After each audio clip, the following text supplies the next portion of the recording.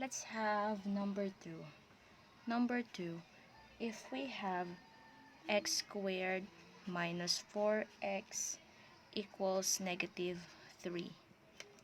So as you can see, c is on the other side of the equal sign.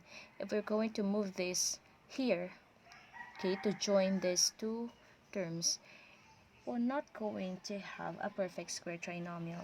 So this will be just right. So the same with what we did with example number 1, we're going to make this perfect square trinomial. The same with the examples we had. So we're going to leave a space or a blank on this side of the equal sign to make this perfect square trinomial. So we're going to adjust. This will become x squared minus 4x and then a blank equals negative 3 and a blank. So what should be put on the blank to make this perfect square trinomial? Again, we will be using the formula b divided by 2 squared. B here is negative 4. So we're going to have negative 4 divided by 2 and then the square of that. So negative 4 divided by 2 is negative 2. Get the square, which is 4.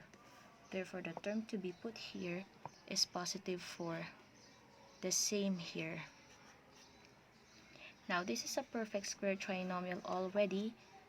So get the square of a binomial for this perfect square trinomial. So square root of the first term, x, copy the sign of the middle term, minus, square of the third term, 2. And then negative 3 plus 4 is 1. So we have here a square of a binomial. To eliminate 2, we have to get its square root. Of course, the same here, get the square root. So cancel the radical sign and the exponent. We're going to have now x minus 2 equals square root of 1, which is positive and negative 1. Then we have to move negative 2 on the other side of the equal sign. We're going to have here x equals positive negative 1. This will become positive 2 here. Therefore, the values of x are, take positive 1 first, so 1 plus 2. And the other one is x equals, take the negative 1, so it's negative 1 plus 2. Solve for x. X is equal now to 1 plus 2, which is 3. And here is negative 1 plus 2, which is 1. Therefore, the values of x are 3 and 1. Let's have the checking. So let us check if x equals 3 and x equals 1 are solutions to this equation.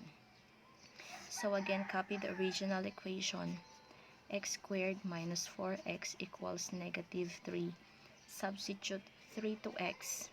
We're going to have 3 squared minus 4 times 3. Is it equal to negative 3? 3 squared is 9. Negative 4 times 3 is negative 12. Is it equal to negative 3? 9 minus 12 is negative 3, which is equal to negative 3.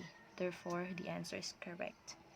Let's check if x equals 1 is solution to the equation. So again, we have x squared minus 4x equals negative 3. Substitute 1 to x.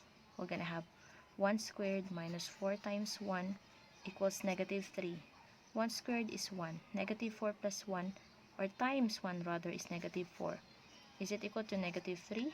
1 minus 4 is negative 3, which is equal to negative 3. Therefore, x equals 1 is correct.